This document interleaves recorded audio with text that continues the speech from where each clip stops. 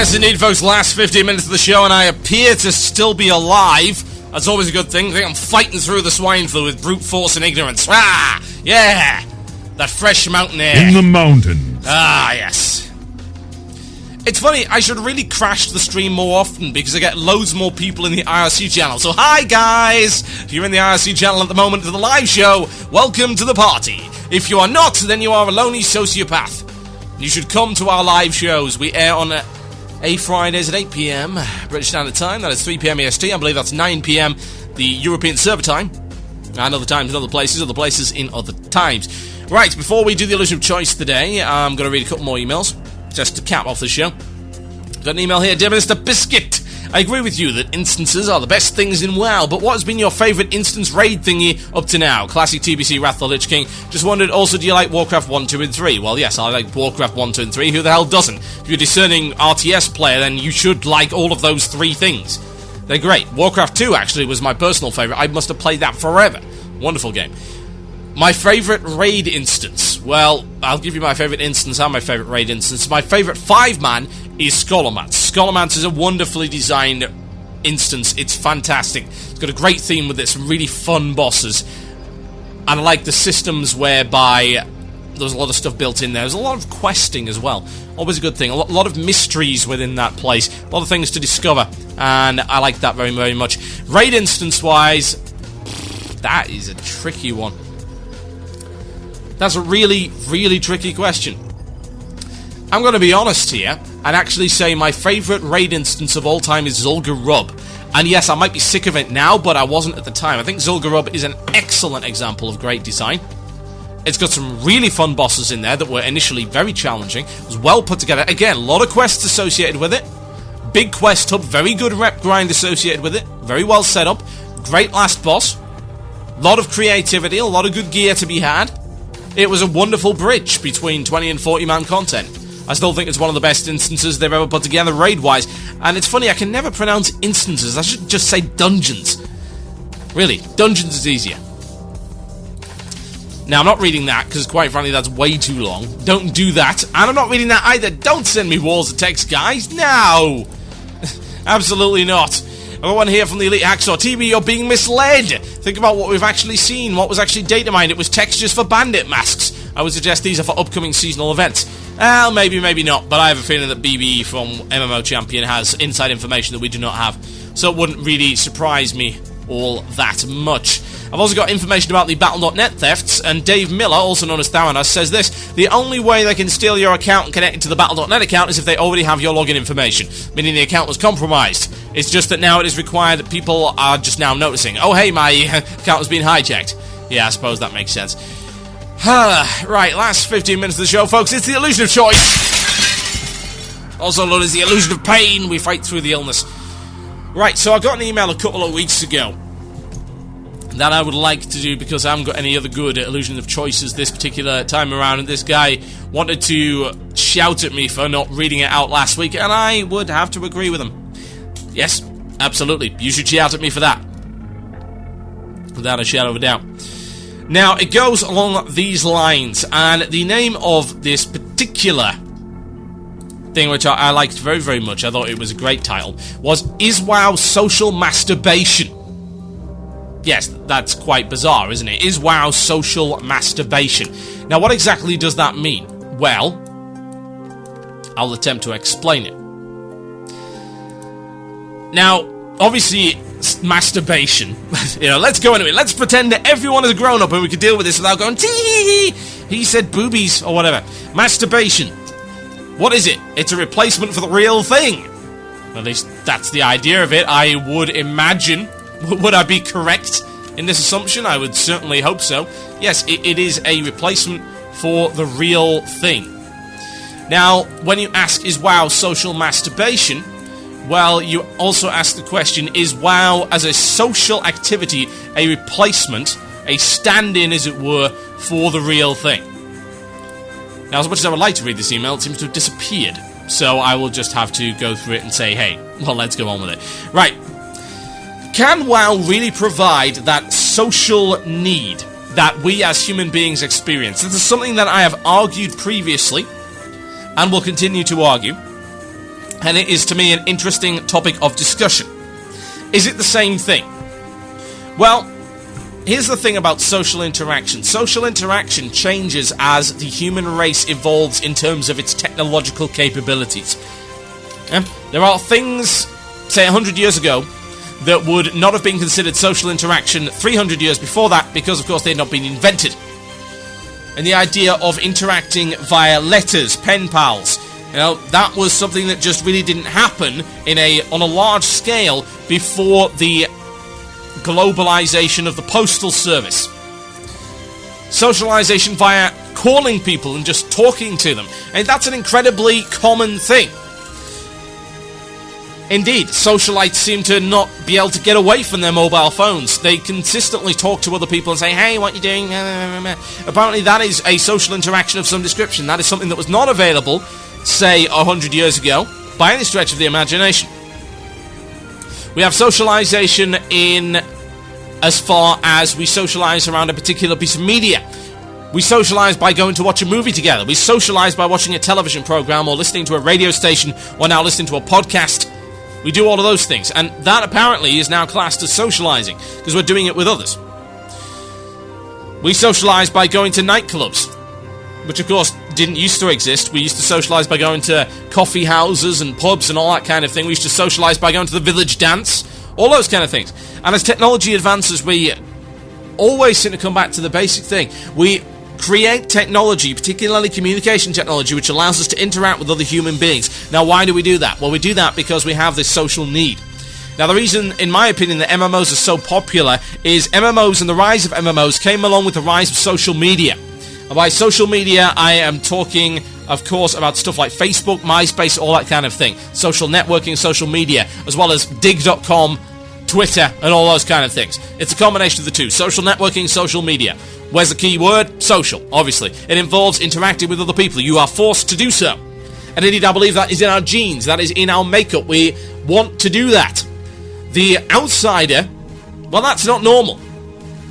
We as a human race have survived by our ability to socialize and create groups of people, create society, social society. Where does the word come from? Well, you're not idiots. You don't need to know that.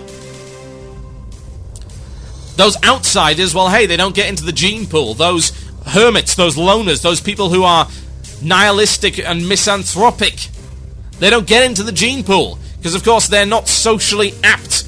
They are not capable of reproducing with some other guy. But obviously, if it's reproducing with another guy, that would be a bit odd if you're male. But, of course, if you're female and you're a loner, well, it would be reproducing with another guy. If you're male, well, one would hope you'd be reproducing with another girl. If that's not the case, well, get out more. So, after all of that, can we then consider that WoW is a legitimate form of socialization? Well, maybe. But I think one of the more important things to look at instead of debating this, which of course is going to be an endless debate, one way or the other, say, hey, is this new form of doing things with other people actually social? Which, anything that involves doing things with other people for the sole purpose of enjoyment is social. It doesn't matter where or when or how or what medium it's done across. It doesn't make a blind bit of difference. It's all social one way or the other. It's all socializing. But here's the important part of this email that I grabbed, if I remember correctly, because of course I can't find the damn thing anymore.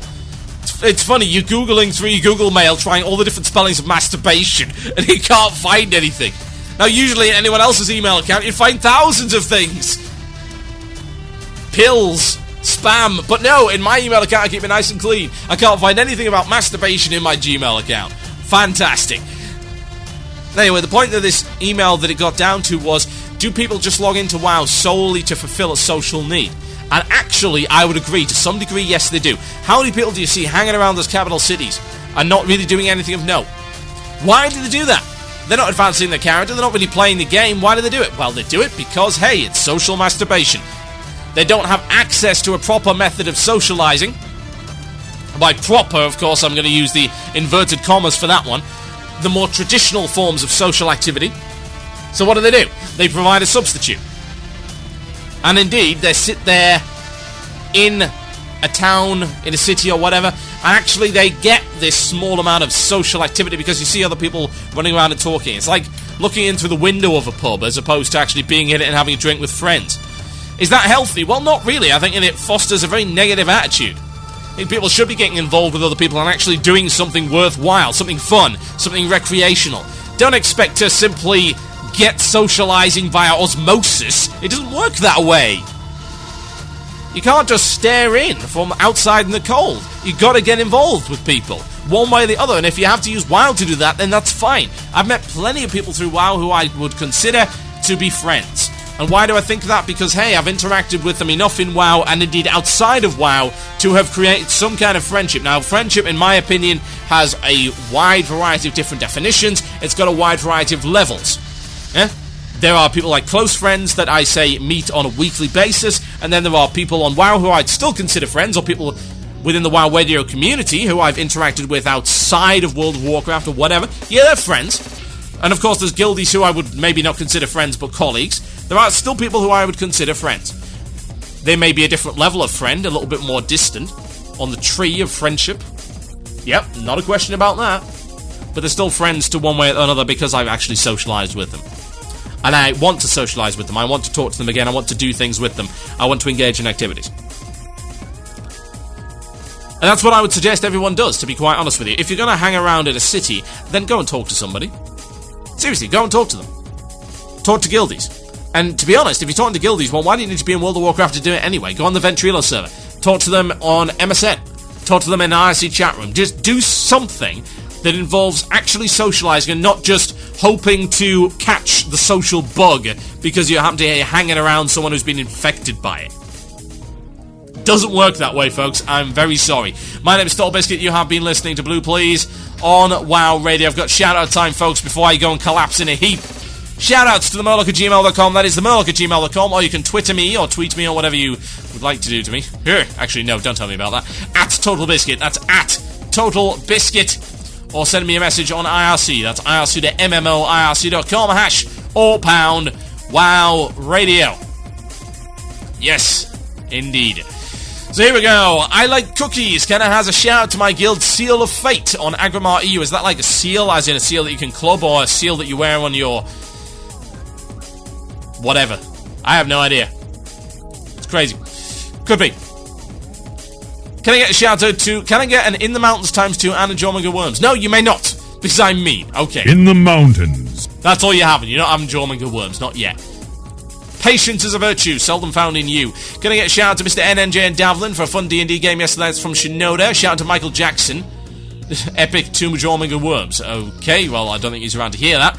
A shout out to Knight of the Roxbury on John Bain US. That's from Theranos. Can I get a shout out to Hornshade for getting punched in the face? Heal yourself, silly tree. Love you much. Druid person wanted to buy In the Mountains with Jormungand Worms. No! A shout out to Shinoda, Davlin, Torrenton, Snapple, Monkey, my girlfriend Pale Princess, and my guild Bound on Mr. NNJ. Hey, Guild Bound, that's actually the guild of Stompolina and co from Rarcast, as I recall. Here's hoping you have more luck than we have with guilds. We always make them explode in drama bombs, it's great. Agadni, what the hell is that? That's really badly spelled. I assume that's a shout out to Agadni Steamwheel Cartel. Shout out to me for dinging 28 in RL. My new skills are lousy. Yes, they tend to be. A shout out to The Sims 2 for filling my time until I get a new WoW time card. And can I get a shot out for Listen to You show with a friend? Why, yes, you can. Your name is Vodka, and I think, quite frankly, you've had too much of it by the sounds of it. A shout out to my guild Reign of Fire on Doomhammer EU. Also, I got a brace on this week, Hurty Teeth. That's from the Mastroff. A big shout out and thank you to Asketh of Doomhammer EU for getting me through 2 weeks of Irish Camp Hell on Earth. What the hell's Irish Camp? I don't know what that is. It's like... Well, yes, we are here to make sure that you, when you leave this camp, are the most Irish of the Irish. Oh, yes. A shout out to Zerthosef, Marilyn, and Nicola from Illuminati on Chandris US. That's from 9/11 Guilty Jerk. And one last shout out. A shout out to Saberwolf for being the most awesome guild leader around. And one last shout out, in fact, to Buff.net, who are sponsors for BlizzCon. You should go check the site out. Submit some articles, folks. Make that a worthwhile community to be in. Buff.net. That's BUFFD.net. Get it off the ground. They'll appreciate it, so will we. It's beneficial to the entire WoW community. You are doing good things. You are doing good things. My name is Total Biscuit. You've been listening to Blue Please. I'm about to go and fall over. Now, I've been doing good things this entire show. It's time to ruin it. It's time to squander all of my goodwill. This is another parody song as Total Biscuit ruins yet another perfectly good track. I must say I can't sing like Ozzy Osbourne can. And if you want to hear Ozzy Osbourne, well, hey, he's playing at BlizzCon 2009. The name of the track that I'm parodying is Bark at the Moon. And I call it Jawmonger Worms. Good night.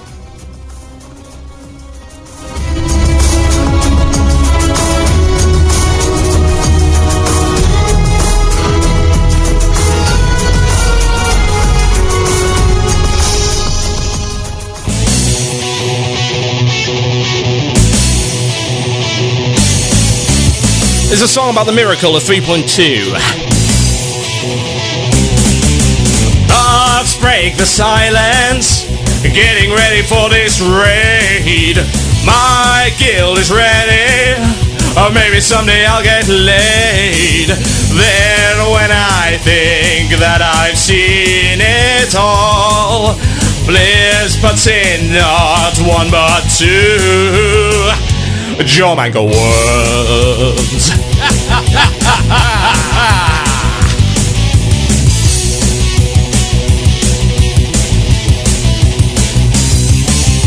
Is on the roster, back when it was Lucifron. Cleared all the bosses, Kale Fast to Yoxeron. But now a boss that will make us squirm. Blizz stumps us all, yes, with two Jawmonger Worms. Whoa, whoa, whoa, Jawmonger Worms.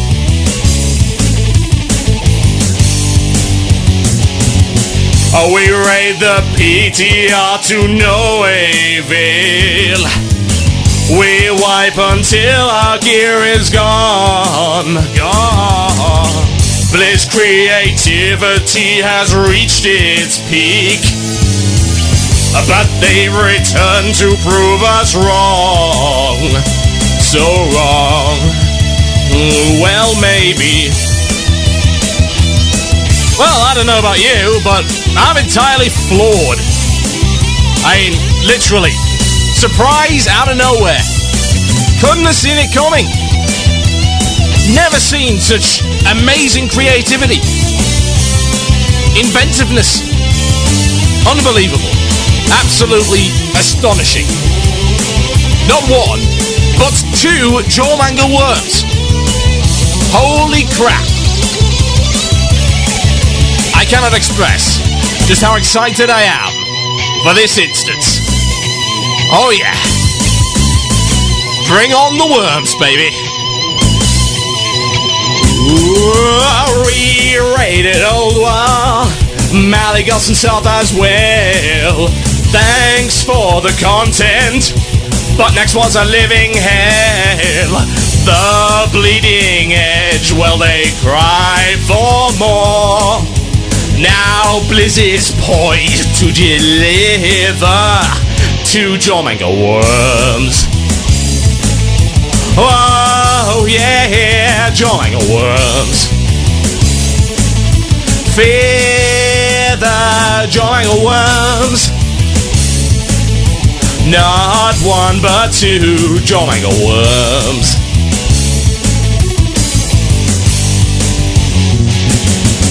Are you guys ready? Are you psyched? Are you pumped for the circular arena, whereby you will find not one, but two Jawmonger Worms? You may even find that it's in the mountains. Stunning and astonishing. A masterpiece.